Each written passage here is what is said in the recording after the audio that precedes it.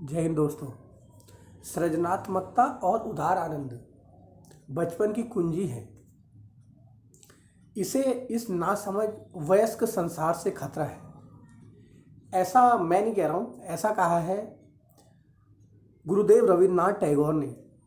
और जिसकी तर्ज पे एक इतना बड़ा शिक्षा के लिए डॉक्यूमेंट तैयार किया गया है 180 पेजेज का, जिसमें 5 अध्याय हैं। NCF 2005। जी हाँ, हम आज बात करेंगे NCF 2005, नेशनल करिकुलम फ्रेमवर्क 2005। शिक्षा के क्षेत्र में एक बहुत बड़ा दस्तावेज है। अगर हिंदी में बात करें तो राष्ट्रीय पाठ्यचर्या की रूपरेखा। इसके आधार पर आधुनिक जो शिक्षा व्यवस्था हम देखी जा रहे हैं, उसका ढांचा पूरा इस पर निर्मित है, NCF 2005 पे। यह शिक्षा के क्षेत्र में एक बहुत बड़ा दस्तावेज है। तो आज हम नेशनल एजुकेशन पॉलिसी NCF 2005 की मुख्य बिंदुओं पे बात करेंगे, जो एग्ज़ाम के पॉइंट ऑफ व्यू से बहुत ज़्यादा इम्पोर्टेंट है। एक पॉलिसी आई थी 1986, NPE, नेशनल एजुकेशन पॉलिसी 1986। उसने पूरे जो हमारे ब्रिटिश कालीन एजुकेशन सिस्टम था, और उससे पहले जितने भी हमारे कमीशन बने थे, राधा कृष्णन आयोग, मुदालियर आयोग, कोठारी कमीशन, उसमें जो भी कमियां थी उसको उसमें रिफॉर्म करते हुए एक दस्तावेज तैयार किया, NPE 1986। और उसके बाद उसमें जो कमियां रह गई थी, कुछ चीज़ें, उसको देखते हुए 1993 में यशपाल कमेटी बनी। यशपाल कमेटी के आधार पर ही NCF, राष्ट्रीय पाठ्यचर्या की रूपरेखा 2005 का जो ड्राफ्ट है वो तैयार किया गया। जब प्रोफेसर यशपाल की बात आती है तो मुझे एक लाइन याद आती है, मैंने पढ़ा था, लर्निंग विदाउट बर्डन, बिना बोझ की शिक्षा। देखा गया है कि जो बच्चे हैं उनकी जो उम्र है उससे ज़्यादा उनके कंधे पे बोझ है, बस्ते का बोझ। उनके दिमाग में भी बोझ है, पढ़ाई का बोझ, प्रेशर है। उनका जो बचपन है वो बिल्कुल खतरे में है। वो बिल्कुल एक प्रेशर में जी रहे हैं, एक टेंशन है उनको। तो इसी को देखते हुए एक लाइन बोली गई, लर्निंग विदाउट बर्डन। सीखना तो है लेकिन बिना किसी बोझ के सीखना है। बच्चे का जो बचपन है उसको ख़त्म नहीं करना है। इसी उद्देश्य को देखते हुए प्रोफेसर यशपाल कमेटी बनाई गई 1993 में, और उसी की तर्ज में NCF 2005 का ड्राफ्ट तैयार किया गया। और गुरुदेव रविन्द्रनाथ टैगोर, जो भारत के एक बहुत बड़े शिक्षाविद हैं, और आपने सभी ने एक ज़िंदगी में एक बार ज़रूर गाया होगा, जन गण मन, हमारा जो राष्ट्र गान है, उसमें जो नेशनल एंथम है उसकी भी जितनी लाइनें हैं वो सब गुरुदेव रविन्द्रनाथ टैगोर ने लिखी है। और उनका एक निबंध है सभ्यता और प्रगति। तो गुरुदेव रविन्द्रनाथ टैगोर जी का जो निबंध है सभ्यता और प्रगति, आपको मौका मिले तो आप पढ़िए उसे। तो गुरुदेव रविन्द्रनाथ टैगोर जी का जो निबंध है सभ्यता और प्रगति, उससे उसका जो निचोड़ है वो NCF 2005 है। जो बालक है उसको लर्निंग विदाउट बर्डन, बिना किसी बोझ के सिखाना, शिक्षा देना, ये चुनौतीपूर्ण कार्य है। और इसी के लिए NCF 2005 बनाया गया है, राष्ट्रीय पाठ्यचर्या की रूपरेखा। 14 जुलाई 2004 को 38 सदस्यों की एक टीम ने, जिसके अध्यक्ष प्रोफेसर यशपाल थे, एक मीटिंग की और इन सारे बिंदुओं पर जो मैंने यहाँ पर लिखे हुए हैं इस पर सुझाव दिए। जैसे एजुकेशन का विजन क्या होना चाहिए, जो एजुकेशन में जो अध्यापक के साथ उसके जो पेरेंट्स हैं उसकी भी जिम्मेदारी है, तो पेरेंट्स की जो जिम्मेदारी है उसके लिए क्या गाइडलाइन होनी चाहिए। जो करिकुलर एरियाज है हमारा, उस पर जो मुख्य बिंदु है उसकी बात की गई। स्कूल क्लासरूम और एनवायरनमेंट कैसा होना चाहिए, सिस्टमेटिक रिफॉर्म्स की क्या क्या नीड है, एग्ज़ाम की क्या रिफॉर्म होनी चाहिए एग्ज़ाम में, सिलेबस डेवलपमेंट किस तरीके से होना चाहिए, TLM टीचिंग लर्निंग मटेरियल और ओवरऑल जितना भी जो इवैल्यूएशन है एजुकेशन सिस्टम में बच्चे का, वो क्या क्या होना चाहिए, इन सारे बिंदुओं पर फोकस करके 14 जुलाई 2004 को एक मीटिंग की गई। उसके बाद दूसरी मीटिंग इसी विषय पर नवंबर 2004 में की गई और सबने अपने सुझाव दिए। 38 सदस्यों की टीम ने एक बहुत ही वैल्यूएबल और बहुत ही बढ़िया दस्तावेज तैयार किया गया, एक ड्राफ्ट तैयार किया गया, जिसको सितंबर 2005 में भारत सरकार द्वारा अप्रूव्ड कर दिया गया। और एनसीईआरटी की जितनी भी पुस्तकें हैं वो सब इसी एनसीएफ 2005 की तर्ज पर बनाई गई हैं। अगर आप देखोगे पहले से ये जो एनसीईआरटी की पुस्तक है साइंस की है, तो इसमें देखिए गया, अगर आप पहला चैप्टर देखोगे या कोई भी चैप्टर देखोगे आप, तो सबसे पहले कुछ लिखा गया है और फिर नीचे उसके एक्टिविटी दी गई है, ये क्रियाकलाप। तो जो ये एक्टिविटी बेस्ड एजुकेशन है ये एनसीएफ 2005 के बाद ही आई है और इसको जो हमारा करिकुलम है उसमें डाला गया है। आपने देखा होगा पहले परीक्षा पास करना, जैसे एसएससी बोर्ड की परीक्षा पास करना, बच्चों के ऊपर इतना प्रेशर होता था, बच्चे कोई सुसाइड अटेम्प्ट कर लेते थे। इतनी परीक्षा का जो हमारा पैटर्न था वो भी बहुत ज़्यादा कठोर था। उसको उसके बाद लचकदार बनाया गया, लचीला बनाया गया। तो ये इसी तर्ज में बनाया गया कि लर्निंग विदाउट बर्डन, मतलब शिक्षा बिना बोझ के। जो बालक है उसको ज़िंदगी को जीने दो, उसको खुले आसमान के नीचे विचरण करने दो, उस पर कोई शिक्षा का कोई बोझ न डालो। बालक के जो पर हैं उसको कुतरने की कोशिश मत करो, उसे गलतियां करने दो और उन गलतियों से उसे सीखने दो। उसके बाद वो जीवन में मतलब अनुभव द्वारा जो सीखेगा, learning by experience, learning by doing, वो जो ज्ञान होगा उसका वो परमानेंट होगा। और वो लर्निंग भी कैसी होगी, जॉयफुल लर्निंग होगी। इन सारे उद्देश्यों से एनसीएफ 2005 तैयार किया गया। देखिए बचपन में आपने देखा होगा कि हम मिट्टी के घर बनाते थे, लकड़ी के खिलौने होते थे, ना किसी चीज़ की चिंता, ना किसी चीज़ का डर। वो बचपन था हमारा। उसके बाद आज का बचपन क्या है, आज शहर से मार्केट के खिलौने आते हैं। एक बच्चे के पास नहीं होते वो महंगे खिलौने, दूसरे के पास होते हैं, उससे अहंकार आ जाता है, फिर लड़ाइयाँ होती है, झगड़े होते हैं। तो कहीं ना कहीं जो बचपन है जो वो उसके बीच में एक मार्केट आ गई है। तो वो मार्केट बीच में नहीं आनी चाहिए, उस मार्केट को ख़त्म करना है। बच्चे का जो जीवन है उसको बोझ नहीं, उसके जीवन पे बोझ नहीं डालना है पढ़ाई, उसको क्रिएटिव बनाना है। पहले ज़माने में जो पतंगे से खेलते थे वो एक प्लास्टिक की पन्नी से खुद, मतलब क्रिएटिविटी ना, खुद प्लास्टिक के पन्नी से और सीख की जो झाड़ू होती है उससे पतंगे बनाया करते थे। तो वो क्रिएटिविटी आज कहाँ गई। स्कूलों में भी जब प्रोग्राम होते थे तो या एग्ज़ाम के बाद तो मिट्टी की जो एक्टिविटी बना के लानी होती थी, मिट्टी के घर, मिट्टी के कुछ आर्टिकल। लेकिन आज वो सब चीज़ें नहीं रह गई हैं। प्रोफेसर यशपाल कहते हैं कि आज का जो बच्चे का बचपन है वो पाठ्य पुस्तकों के बोझ के नीचे दब के रह गया है और इसी बोझ को कम करने के लिए LBB लर्निंग विदाउट बर्डन के बेस पे एनसीएफ 2005 तैयार किया गया। 180 पेजों का दस्तावेज है और इसमें 5 अध्याय हैं। हम मुख्य बिंदुओं पे बात करेंगे।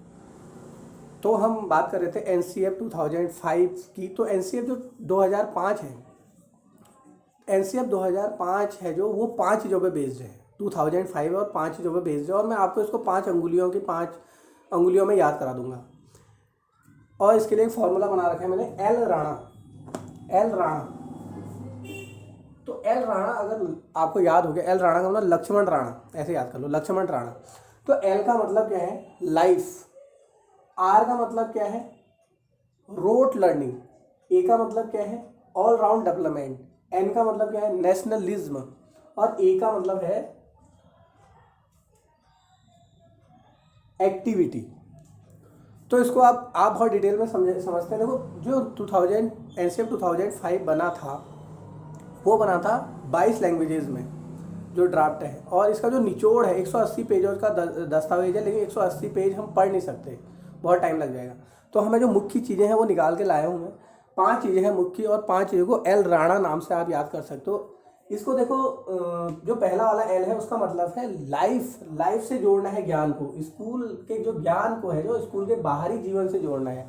बच्चे का जो बाहरी जीवन है, वातावरण है, उससे उसको जोड़ देना है उसके स्कूल के ज्ञान को जो मिल रहा है उसको, मतलब जो भी आप पढ़ा रहे हो उसको उसके लाइफ के एग्जाम्पल हैं जो घर में देख रहा है उससे रिलेट करके पढ़ाओ। दूसरा आर, रटने की प्रवृत्ति से मुक्त करना, जो रोड लर्निंग है, रटते रहो उस चीज़ को आपने क्या कर देना है, ख़त्म करना है, सीखने पे जोर देना है।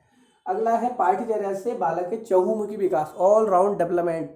ऐसा नहीं कि वो किताब ही पढ़ रहा है, उसका शारीरिक, मानसिक, सामाजिक, संवेगात्मक, आध्यात्मिक हर तरीके से उसका विकास होना चाहिए स्कूल में, तो ऐसी व्यवस्था होनी चाहिए। अगला है जो परीक्षा है, एग्ज़ाम है, उसको बिल्कुल लचीला बना देना और एक्टिविटी से जोड़ना। जो मैंने आपको बताया कि जो ये एनसीईआरटी की पुस्तक बनी है 2005 के बाद, उसमें सब में क्या है, इसमें एक्टिविटी है, एक्टिविटी बेस्ड है। आप कोई भी मतलब वो देखोगे पेजेस तो उसमें एक्टिविटी जरूर होगी, ठीक है, क्रियाकलाप लिखा रहता है नीचे। इसके बाद जो लास्ट वाला है, राष्ट्रीय लोकतंत्र की भावना का विकास, नेशनलिज्म और राष्ट्रीयता की भावना का विकास भी करना है। तो एल राणा, एल का मतलब लाइफ से जोड़ना, आर का मतलब है आपका रोट लर्निंग से मुक्त करना, और ए का मतलब है आपका ऑलराउंड डेवलपमेंट, फिर एन का मतलब है नेशनलिज्म की भावना पैदा करना, और जो लास्ट वाला ए है उसका मतलब है एक्टिविटी बेस्ड एजुकेशन। जो हमने अभी पढ़ा वो जो एल लक्ष्मण राणा करके, वो थे आपके एल राणा, जो एनसीईआरटी के 5 सिद्धांत थे। अब कुछ सवाल आ जाते हैं छोटे छोटे कि उसका सूत्र क्या था, एनसीईआरटी का सूत्र। तो एनसीईआरटी का सूत्र है बिना भार का अधिगम, ये भी याद रखना है आपको। और इसका जो लक्ष्य है, एनसीईआरटी का लक्ष्य है, तो इसका लक्ष्य है आत्मज्ञान का निर्माण। तो ये भी आपको याद रखना है, आत्मज्ञान का निर्माण। जो लक्ष्य है वो है आत्मज्ञान का निर्माण, और जो सूत्र है, फॉर्मूला है, वो है बिना भार का अधिगम, लर्निंग विदाउट बर्डन। तो एनसीईआरटी 2005 है जो, उसमें 138 पेजों का ड्राफ्ट है और 5 अध्याय हैं। हम मोटे मोटे तौर पे 5 अध्यायों को समझ लेते हैं कि वो क्या क्या है। जो पहला अध्याय है उसमें परिप्रेक्ष्य है। परिप्रेक्ष्य में ये बताया गया है कि भाई आज़ादी के बाद हमने शिक्षा के क्षेत्र में क्या क्या सुधार किए, उसका क्या क्या रिजल्ट हमें मिला, कौन कौन से कमीशन बने, और अभी हम कहाँ तक पहुँचे हैं विकास की दौड़ में। दूसरा अध्याय है सीखना का अर्थ। सीखना का मतलब ये नहीं कि पहले क्या होता था, जो एजुकेशन होती थी वो टीचर सेंटर्ड होती थी, बालक को बोलने का कोई अवसर नहीं मिलता था। आज बालक को बोलने का पूरा अवसर मिलता है, जब तक वो अंतः क्रिया नहीं करेगा तब तक वो सीखेगा नहीं। तो इस पर बेस्ड ये शिक्षा का अर्थ बहुत बड़ा दस्तावेज है। इसका सेकंड अध्याय है जो सीखना का अर्थ है। तीसरा है इसका अध्याय पाठ्यचर्या हमारा करिकुलम कैसा होना चाहिए, इस पर बेस्ड है।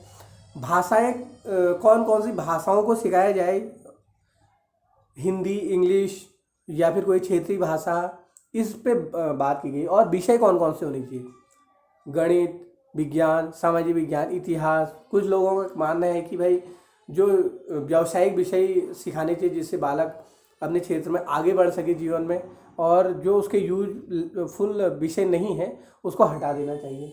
तो उस पर इसमें बात की गई है। जो चौथा अध्याय है वो है कक्षा और विद्यालय वातावरण। कक्षा कैसी होनी चाहिए बालक की, मतलब ये बिल्कुल मनोवैज्ञानिक आधार पर बनाया गया है। चाइल्ड सेंटर्ड, आईसीटी का प्रयोग, और लाइब्रेरी, पुस्तकालय, इन चीज़ों पे विशेष ध्यान दिया गया है। और लास्ट वाला जो इसका अध्याय है वो है मूल्यांकन, परीक्षा और आकलन। तो उसके बाद semester system, FA, SA, formative. जो करिकुलम है उसका मतलब है रेस कोर्स, मतलब दौड़ का मैदान, कि बालक अपने लक्ष्यों और उद्देश्यों के लिए कहाँ तक दौड़ रहा है, उसके लिए एक उसको मार्गदर्शन है जो वो करिकुलम है। लेकिन करिकुलम हमारा बोझ नहीं होना चाहिए।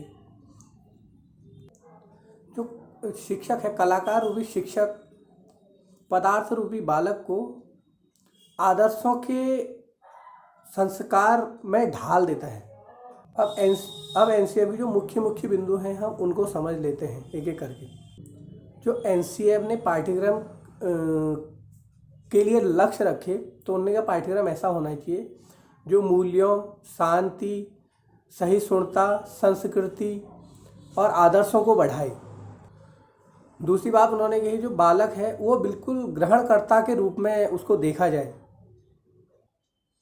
तीसरी बात उन्होंने कही जो यांत्रिक सीखना है, यांत्रिक सीखना मतलब रट कर सीखना, तो वो बालक का सुख चैन छीन लेता है।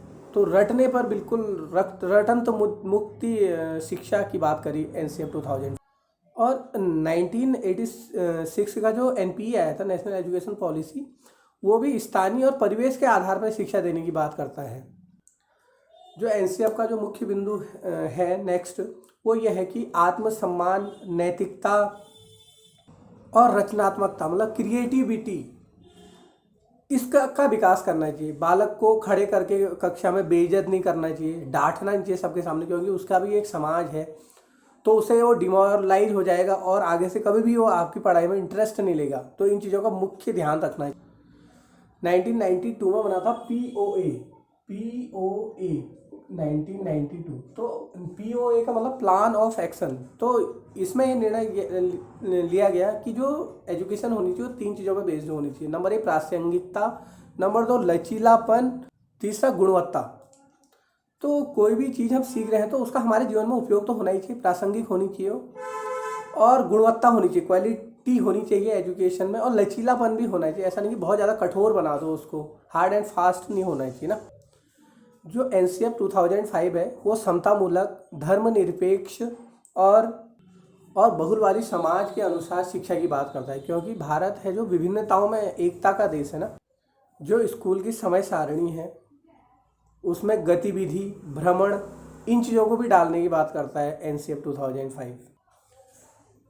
दूसरी बात कार्यबल और परंपरागत दस्तकारी होती है, जो घरों में जो उनकी स्किल है, परंपरागत स्किल है जो, और शारीरिक शिक्षा, इस पर बेस्ड शिक्षा की बात करता है।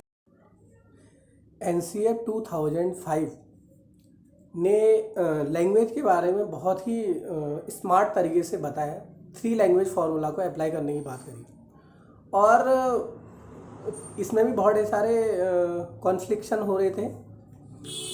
तो उन्होंने कहा कि जो मदर टंग है उस पर फोकस्ड शिक्षा होनी चाहिए, एजुकेशन होनी चाहिए, और जो टीचर होना चाहिए वो मल्टीलिंगुअल अप्रोच से पढ़ाए बच्चे को।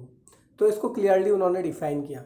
इसके अतिरिक्त उन्होंने मैथ्स के बारे में बताया कि जो मैथ्स एजुकेशन है, तो मैथ्स टीचर को क्या करना चाहिए, फोकस ऑन रीजनिंग, बच्चे की जो क्रिएटिविटी है, उसकी रीजनिंग कैपेसिटी है, उसको डेवलप करना चाहिए, और बालक को रिसोर्स के रूप में देखना चाहिए, और प्रॉब्लम सॉल्विंग अप्रोच लगानी चाहिए, विजुअलाइज्ड कर सके प्रॉब्लम्स को, और वहाँ से वो सॉल्यूशन ओरिएंटेड उसके अप्रोच हो। इस तरीके से डेवलप करना है बच्चे, मैथ्स टीचर ने बच्चे। और जो साइंस टीचर है वो focused on method and process, उसको नेचर से जोड़ना चाहिए बालक को। मतलब फैक्ट, मतलब अगर वो साइंस पढ़ रहा है तो उसकी जो थॉट प्रोसेस होनी चाहिए वो फैक्चुअल होनी चाहिए, फैक्ट पे बेस्ड उसने सोचना चाहिए, मतलब काल्पनिक नहीं सोचना चाहिए। उसने जो वो सोच रहा है, जिस पे वो बिलीव कर रहा है, जो उसका बिलीफ सिस्टम डेवलप हो रहा है, वो फैक्ट पे बेस्ड होना चाहिए। मतलब भ्रम और ये जो भी एनवायरनमेंट में रह रहा है, और वहाँ पर बहुत ढेर सारे क्या होते हैं, अंधविश्वास, तो उनसे वो परे होना चाहिए, उसका माइंड साफ सुथरा होना चाहिए। ऐसी अप्रोच से उसको साइंस पढ़ाई।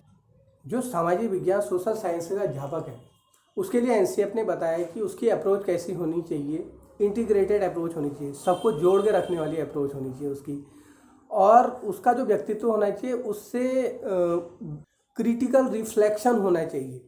मतलब हम अपने समाज के लिए कुछ कर रहे हैं, इतना बड़ा हम इतिहास पढ़ रहे हैं, तो इतिहास से हमें क्या करना चाहिए, डिसीजन मेकिंग कैपेसिटी डेवलप होनी चाहिए सोशल स्टडीज़ के थ्रू।